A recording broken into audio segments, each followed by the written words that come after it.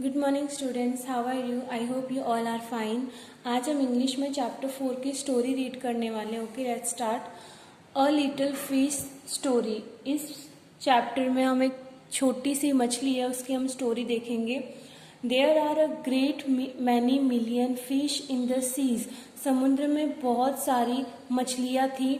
But this story is about just one of them. लेकिन ये story उन मछलियों में से किसी एक फिश की है। And a very small one at that, और वो उन फिश में से सबसे छोटी है। ठीक है।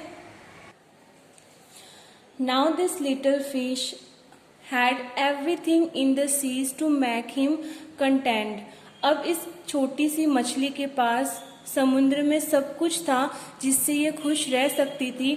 But he was not happy, लेकिन वो फिर भी खुश नहीं थी। You will laugh when I tell you why he was not. तुम हंसोगे जब मैं तुम्हें ये बताऊंगी कि वो खुश क्यों नहीं थी। He was unhappy because he was so very small. वो छोटी थी क्योंकि वो बहुत ही ज़्यादा वो इसलिए अनहैप्पी थी क्योंकि वो बहुत ही ज़्यादा छोटी थी। ठीक है, यहाँ पे देखो फिश के लिए ही का यूज हुआ है।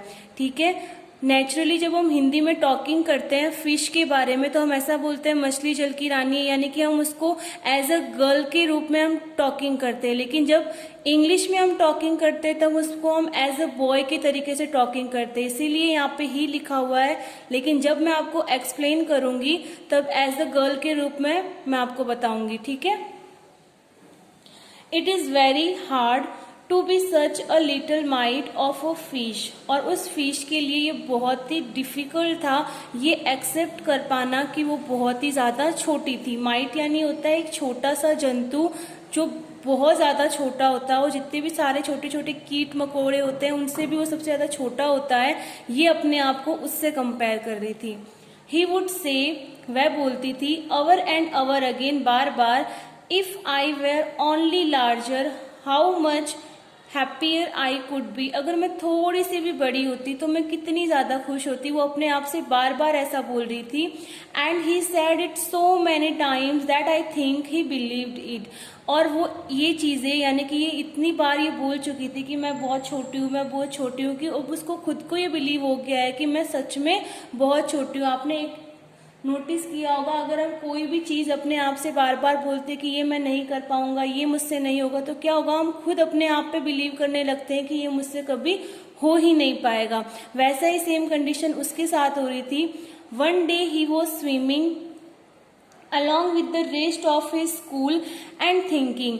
एक दिन वह अपने सारे के सारे स्कूल यहाँ पे इसलिए यूज किया गया है क्योंकि जो फिश का जो ग्रुप होता है जब वो एक साथ निकलते हैं तो फिश के ग्रुप को हम स्कूल बोलते हैं। ठीक है।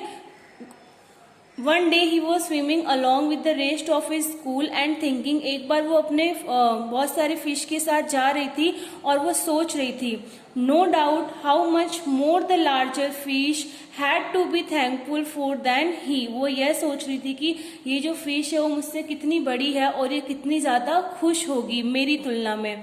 व्हेन सडनली, अचानक से, विथ नो वार्निंग, बिना वार्निंग दिए, they found themselves in the message of a great net. अचानक से क्या होता है, एक बहुत बड़ा जाला आता है जिसके अंदर वो सारी की सारी फिश फंस जाती है। There was much floundering and splashing as the net was drawn up out of the water into the sunlight। और जैसे ही वो उसमें फंसती है, जो भी शिकारी होता है वो क्या करता है, उसे फटाफट बाहर खींच लेता है और वो सूर्य के उजाले में आ जाती है, मतलब उस समुद्र से वो बाहर निकल जाती है। And just as its hall was being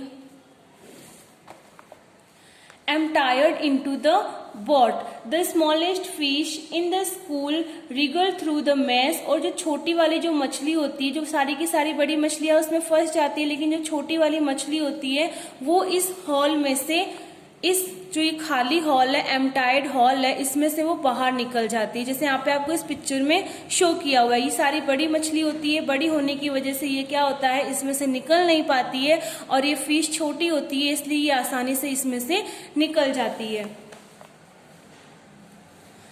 The smallest fish in the school wriggled through the mess and slipped back into the cool clear water. और वो वापस उस वाटर में आ जाती है. How good it felt. अब उसे कितना अच्छा महसूस हो रहा है. He swam here and there. वो यहाँ वहाँ तैर रही थी. And everywhere. जहाँ यानी कि वो इतनी ज्यादा खुश थी कि वो यहाँ वहाँ हर जगह उसने स्विमिंग करना स्टार्ट कर दी. And some of the fish who knew him well all the rest of his life said that they never again heard him say that he wished to be anything but a little fish. और जो भी मछलियां इसे जानती थी उन्होंने अभी कभी इसके मुंह से नहीं सुना होगा कि ये बहुत ज्यादा छोटी है, क्योंकि ये बहुत ज्यादा छोटी थी. इसकी वजह से क्या हुआ, इसकी जान बच गई. यानी कि अभी इतनी ज्यादा खुश थी कि अपने आप को ये गर्व से बोलती थी कि मैं बहुत ज्यादा छोटी हूँ. ठीक है. अब यहाँ पे हमें कुछ न्यू वर्ड्स दिए हुए हैं. मिलियन यानी होते हैं जो इंटरनेशनल करेंसी होती है, उसमें रुपीस को मिलियंस में काउंट किया जाता है. ठीक है. फ्लाउंडरिंग मतलब होता है कुछ न कर पाना या फिर घबराहट होना. ठीक है. मैसेज यानी होते हैं जो नेट का जो जाला होता है ना, उसमें बहुत सारे जो पार्ट्स होते हैं वो बने हुए प्लास्टिक के, उसको मैसेज बोलते हैं. हॉल यानी उसमें ये जो हॉल बने हुए होते हैं ये वाले. ओके. कंटेंटेड यानी होता है खुश होना. स्प्लैशिंग यानी होता है किसी व्यक्ति या वस्तु पर कुछ डालना. जैसे वहां पे स्प्लैशिंग का यूज किसके लिए किया गया, फिश के लिए किया गया. फिश पे उन लोगों ने, शिकारियों ने क्या डाला था, वो जाला डाला था. तो किसी लिक्विड में कोई चीज डालना तो उसको बोलते हैं स्प्लैशिंग. ठीक है. एम टायर्ड यानी होता है खाली. रिगल यानी होता है टेढ़े मेढ़े घूमना. और वार्निंग यानी होता है चेतावनी. ठीक है. अब ये जो आपकी क्वेश्चन आंसर है वो वर्कबुक में है, वहां पे करेंगे. ओके. नेक्स्ट है imagine you are a little fish. अब आपको इमेजिन करना है कि आप एक छोटी सी मछली हो. Describe what you might see around you. अगर आप एक छोटी सी मछली हो तो आपके आस पास क्या होगा वो आपको इमेजिन करना है और अपने फैमिली के साथ डिस्कस करना है. Okay.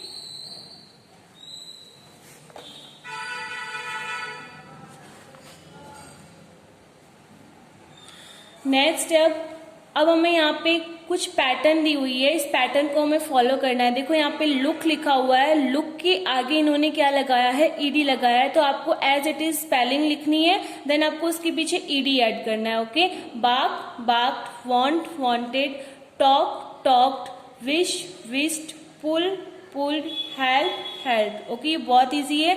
As it is spelling लिखो, देन उसके पीछे ईडी ऐड कर दो. ओके. अब नेक्स्ट है fill in the blanks with the right word from the box. A glass of glass में क्या है, water. A glass of water यानी कि पानी का ग्लास.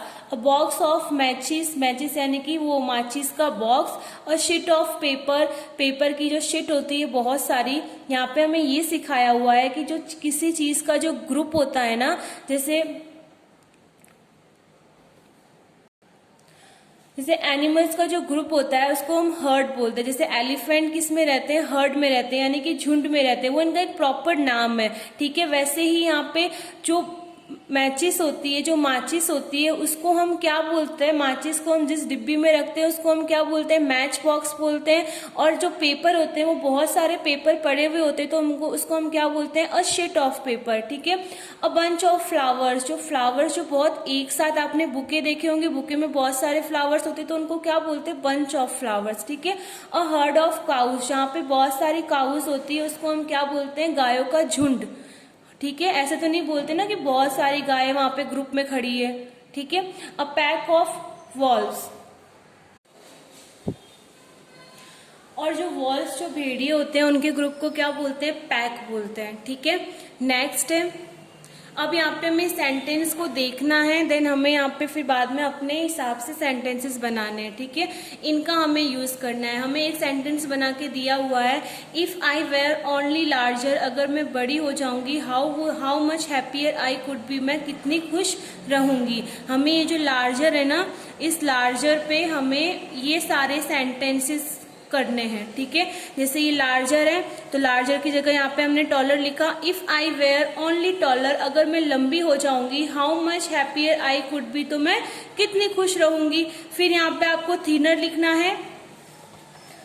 ठीक है, आपको बस ये एक सेंटेंसेस लर्न करना है। If I were only thinner, अगर मैं बहुत ज्यादा पतली रहूंगी। How much happier I could be, तो मैं कितनी खुश रहूंगी।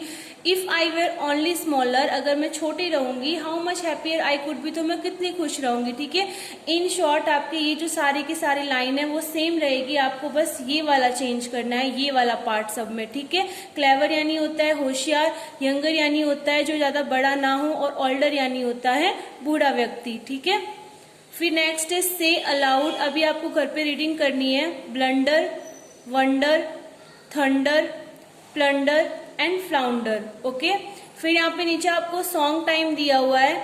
ये singing or crying, Mahesh sing a little song. ये जो महेश नाम का बॉय है वो एक सॉन्ग गा रहा है। वेनकातेश लुक एट हिम, और वेनकातेश उसकी तरफ देख रहा है। वाई आर यू क्राइंग, तुम क्यों रो रहे हो। महेश ही आस्क, यानी कि जो लड़का उसे देख रहा था वेनकातेश, वो उससे पूछता है कि तुम क्यों रो रहे हो, लेकिन महेश तो क्या कर रहा था, सॉन्ग गा रहा था। महेश सेज, महेश ने कहा आई एम नॉट क्राइंग, कि मैं नहीं रो रहा हूँ। I am singing an English song, मैं एक इंग्लिश सॉन्ग गा रहा हूँ। ठीक है, अब इनकी जो यहाँ पे कन्वर्जेशन हुई थी उसके हिसाब से हमें यहाँ पे कुछ फिलअप्स दी हुई है, वो हमें कंप्लीट करनी है। Choose the right words.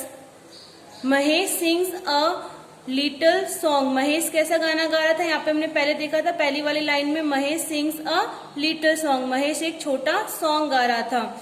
वेनकातेश looks at him, और वेनकातेश उसकी तरफ क्या कर रहा था, देख रहा था। तो लुक यानी होता है देखना, और शाउट यानी होता है चिल्लाना, तो यहाँ पे क्या आ जाएगा, look.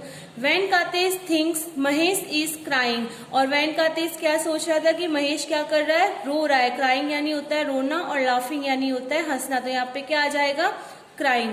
Mahesh is singing a song, Mahesh क्या कर रहा था, गाना गा रहा था, गाना गा रहा था, तो यहाँ पे क्या आ जाएगा, सिंगिंग। सेइंग यानी होता है कहना। ठीक है, 5th नंबर पे है the song is in English, और सॉन्ग किस में गा रहा था, वो इंग्लिश में गा रहा था, तो यहाँ पे क्या आ जाएगा, इंग्लिश, और यहाँ पे तेलुगु कट हो जाएगा। ठीक है, ऐसे आपको 2 ऑप्शन में से जो ऑप्शन राइट हो यहाँ पे आपको चूज करके लिखना है।